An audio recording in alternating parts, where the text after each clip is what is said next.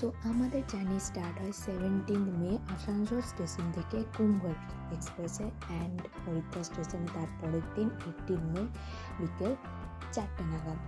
এবং এখানে আমরা একদিন থাকি, মানে ওই দিনটা আমরা থাকি এবং তার পরের দিনই সকাল 6:30 নাগাদ আমরা হরিদ্বার থেকে সোজা রামশির পথে বের হয়ে যাই, যেটা ছিল 280 কিলোমিটার হরিদ্বার থেকে।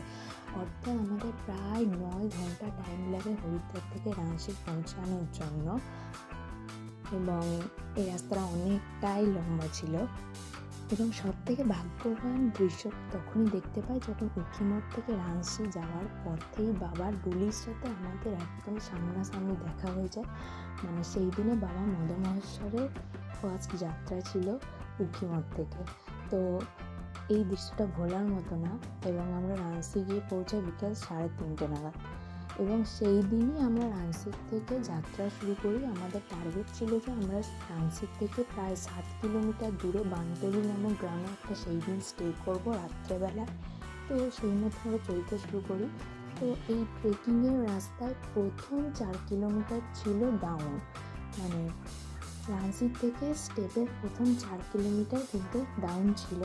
তো তা করতে করতে আমরা প্রায় কিছুক্ষণ পর গন্ডার নামক একটা গ্রামে এসে পৌঁছাই। আমরা গন্ডারে ছিলাম না সেদিন। গন্ডার থেকে আরও 3 কিলোমিটার দূরে বানতলিতে আমরা টার্গেট রেখেছিলাম সেই রাতটা স্টে করবো। এবং বানতলি পৌঁছাতে পৌঁছাতে আমাদের প্রায় ওই 6টা 6:30 বেজে গেছিলো। কিন্তু সেইখানে দেখো 6:30 বাজছে কিন্তু তখন অনেক রোদ ছিল।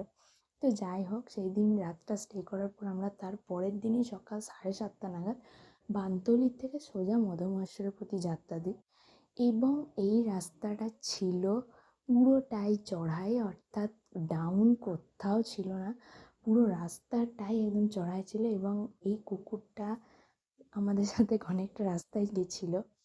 তো এই রাস্তাটা অনেকটা লম্বা ছিল, অর্থাৎ বানতলি থেকে মদমহেশ্বর প্রায় 10 থেকে 12 কিলোমিটার। আমার তো হাঁটতে গিয়ে আরও বেশি লেগেছে, জানি না কীরকম, কিন্তু কথায় আছে মানে লেখা ছিল প্রায় 10 থেকে 12 কিলোমিটার। তো সেই দিনটা মদমহেশ্বরে যাওয়ার পর এতটাই ক্লান্ত হয়ে যায় আর শ্যুট করার টাইম পাইনি। তার পরের দিন সকালবেলায় ঠাকুর আসার আগে আমাদেরকে ভোরবেলায় বাইরে বার করা হয় এবং ব্রেকফাস্ট দেওয়া হয়, যেটা দেখলে। এবং প্রায় উখিমঠের পর তারা গন্ডারে ছিল। গন্ডারে থাকার পর প্রায় সকাল 10:30 নাগাদ ঠাকুরের ডুলি এসে মদমহেশ্বরে পৌঁছায়। এবং ততক্ষণ কিন্তু তাদের রীতি অনুযায়ী আমরা গ্রামে ঢুকতে পারিনি। আমরা ঠাকুরের ডুলির সাথে কিন্তু তখন সেদিন ঢুকেছিলাম। এবং যা দেখতেই পাচ্ছ ঠাকুরের ডুলি তখন আসছে। এবং এটা টাইমটা প্রায় 11:45 নাগাদ ছিল, অর্থাৎ তারা অনেকটাই স্পিডে এসেছিলো। কি বলবো, 5টা নাগাদ বানতলি থেকে আসার পর আমাদের যে রাস্তাটা 8 ঘন্টা লেগেছিলো তারা সেই রাস্তাটা এত তাড়াতাড়ি আসতে পেরেছে। তো এরপর ঠাকুরের পুজো দেওয়ার পর আমরা প্রায় দুপুর 1টা নাগাদ আবার নিচের দিকে নামতে থাকি। অর্থাৎ আমাদের সেদিনও টার্গেট ছিল বানতলিতে স্টে করব। এবং এই ট্রেকিংটা পূরণ করতে পেরে আমি সত্যিই নিজেকে খুবই ভাগ্যবান মনে করি।